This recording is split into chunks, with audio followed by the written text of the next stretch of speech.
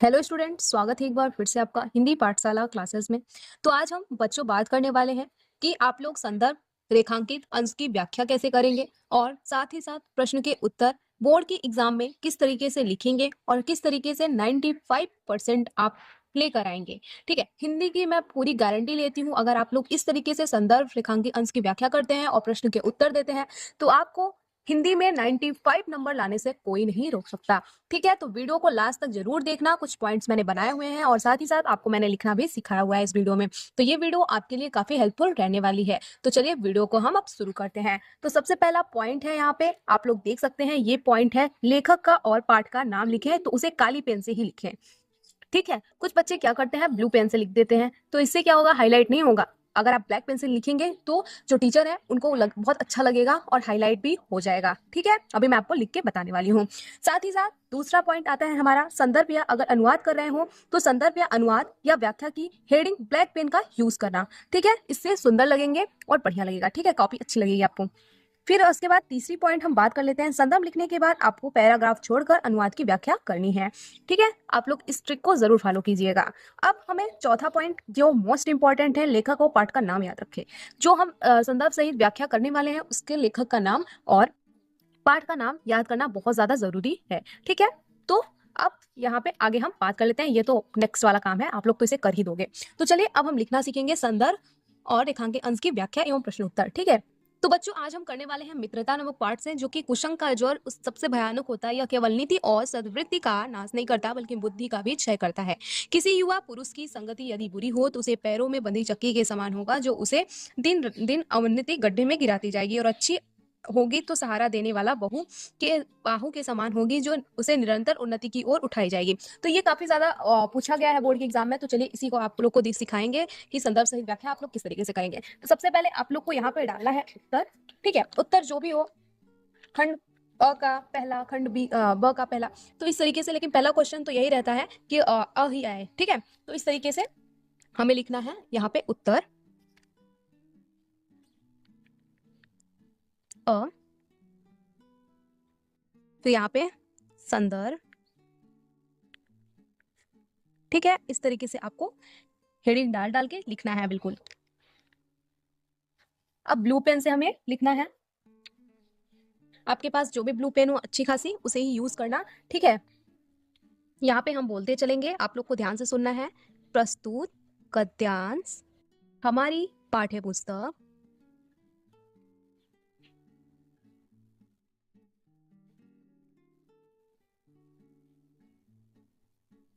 हिंदी के मित्रता। यहाँ पे आप लोग को क्या करना है, यहाँ पे मैंने ब्लू पेन से लिख दिया है, बट आप लोग को क्या करना है, ब्लैक पेन से लिखना है। ठीक है, मित्रता शीर्षक नामक पाठ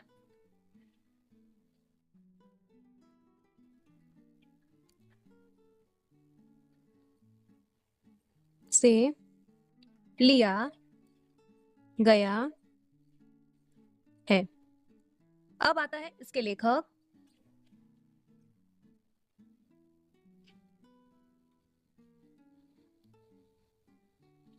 इसके लेखक आचार्य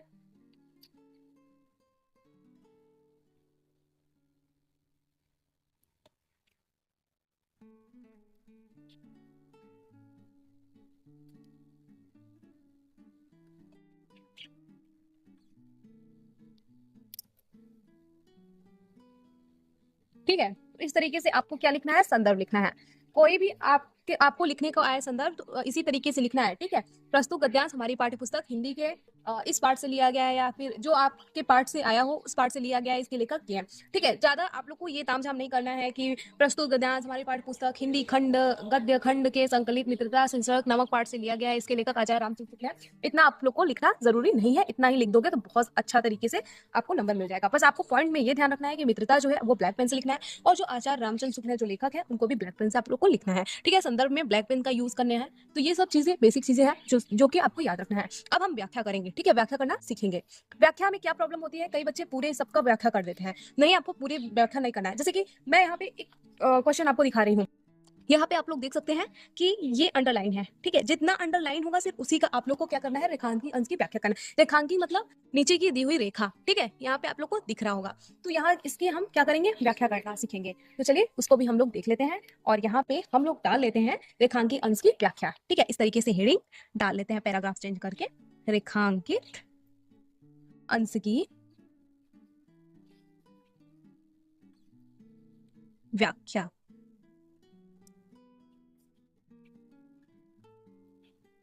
ठीक है, इस तरीके से आप लोग डाल लेना और उसके बाद हम लोग करेंगे अब रेखांकी अंश की व्याख्या। यहाँ पे आप लोग ब लिख लेना, क्योंकि ये ब वाला क्वेश्चन हम लोग सॉल्व करने जा रहे हैं। अ वाला तो हमने सॉल्व किया है, अब ब वाला क्वेश्चन हम सॉल्व करने जा रहे हैं। तो ये थोड़ा बड़ा होगा, तो इसको हम ध्यान से लिखेंगे और अच्छी तरीके से आप लोग को समझना है, ठीक है।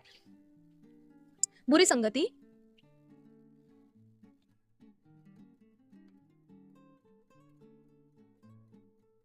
भयानक रोग सदृश है, यह अच्छे गुणों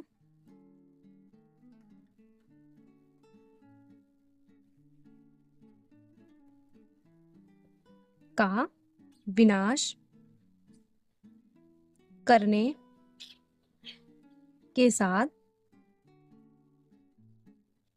बुद्धि भी नष्ट कर देती है।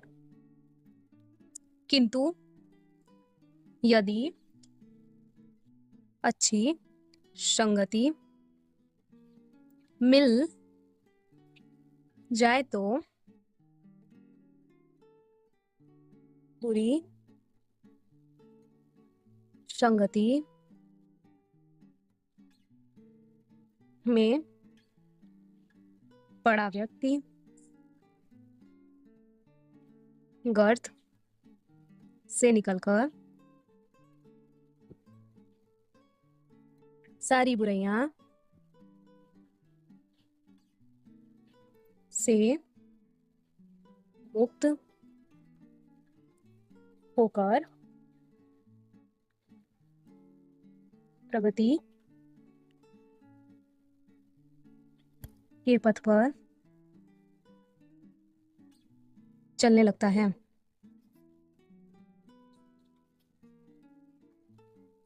बस इतना ही आपको संदर्भ लिखना है, रेखांकित अंश की व्याख्या करना है। अब हम तीसरा चीज क्या जानेंगे, तीसरा चीज है कि क्वेश्चन पूछे जाते हैं। अब क्वेश्चन कैसे पूछे जाते हैं, आइए हम इसको देख लेते हैं। इस तरीके से क्वेश्चन है, आप लोग को दिख रहा होगा, कुसंग का व्यक्ति जीवन में क्या प्रभाव पड़ता है, ठीक है।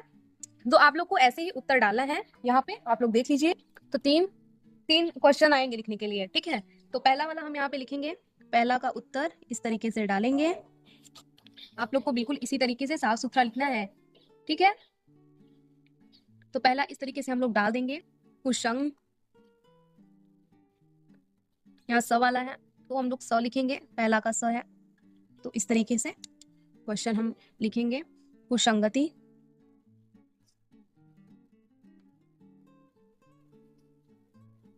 का प्रभाव विनाशकारी होता है। दृष्टों की संगति में पड़ा। तो इस तरीके से आपको लिखना है। आप चाहे तो इसे पैराग्राफ एक छोड़ के लिख सकते हैं, पैराग्राफ छोड़ देंगे तो आप लोग को क्या होगा कि कॉपी पूरी भर जाएगी, ठीक है। तो आप लोग पैराग्राफ छोड़ के लिखिएगा। यहाँ पे मैंने पैराग्राफ नहीं छोड़ा हुआ है, क्योंकि आप लोग को ये आप लोग के लिए वीडियो मैं बना रही थी, जिससे कि पैराग्राफ मैं नहीं छोड़ पाई, क्योंकि एक पेज में ही मुझे लिखना था।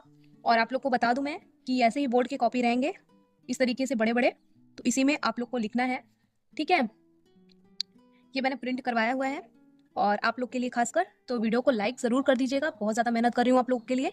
और हाँ, अपने दोस्तों के साथ शेयर कीजिएगा और साथ ही साथ आप लोग नए हो तो चैनल को सब्सक्राइब भी ज़रूर कर लेना। तो चलिए अब हम जान लेते हैं, इसको पूरा पढ़ के हम लोग देख लेते हैं, ठीक है। ये वीडियो काफ़ी लंबी है तो आप लोग सपोर्ट कीजिएगा मुझे।